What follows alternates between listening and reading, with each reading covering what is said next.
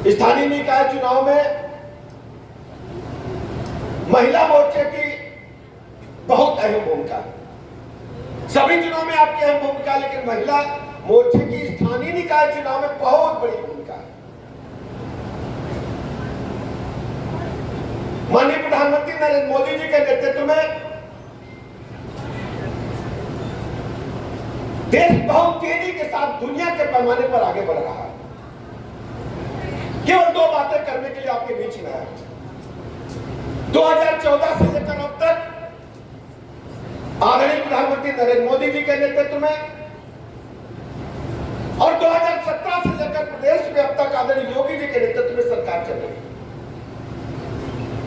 माननीय प्रधानमंत्री जी के सामने 2014 में दो बड़ी चुनौतियां थी जब उनको देश की कमान मिली। एक सबसे बड़ी चुनौती थी कि दुनिया के पैमाने पर भारत की छवि को कांग्रेस की सरकार ने बट्टा लगाने का काम किया था, साथ को धूल धूसरित करने का काम किया था। भारत की छवि एक भ्रष्टाचार करने वाली देशों की सूची में नंबर 1 पर धीरे धीरे जा रहा था। लगातार भ्रष्टाचार पर भ्रष्टाचार हो रहे थे। कई केंद्रीय मंत्री जेल के सीटों के पीछे थे। भारत माता करा रही थी। 2G स्पेक्ट्रम घोटाला हो, कोयला घोटाला हो, कॉमनवेल्थ खेलों में घोटाला हो, सेना के बने भवनों में घोटाला हो, चारों तरफ घोटालों की भरमार थी। दूसरी तरफ पंडित दीनदयाल उपाध्याय जी के एकात्म मानववाद को धरातल पर उतारने के लिए सत्य अटल बिहारी वाजपेयी जी ने अपने शासनकाल में जो मुहिम चलाई थी उसको धरातल पर उतारने का काम 2014 के बाद आदरणीय प्रधानमंत्री जी ने पूरे दुनिया के पैमाने पर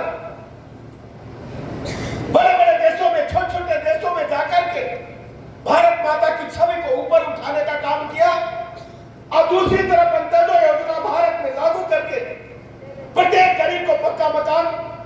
हर गरीब सोचता है कि वो छप्पर में पैदा हुआ, झोपड़ी में पैदा हुआ, लेकिन उसके बच्चे जब वो छोड़ करके जाए इस धरा को तो पक्के मकान में रहे।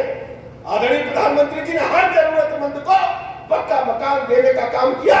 वाराणसी की गलियों में जाकर के आप देख सकते हैं कि हर गरीब को निःशुल्क पक्का मकान मिला। माता बहन का क्या करेंगे, शाम होने का इंतजार करते थे। गांव की गलियों में, पगडंडी पर, कस्बों में, नगरों में रात के अंधेरे में हमने कैसे देखा है। बहनों को बताओ, गाड़ी की हेडलाइट आगे की किन परिस्थितियों में क्या परिस्थिति रहती होगी, हमारी बहन पर क्या बीती होगी। इस पीड़ा को अगर किसी ने समझा तो आदरणीय प्रधानमंत्री नरेंद्र मोदी जी ने।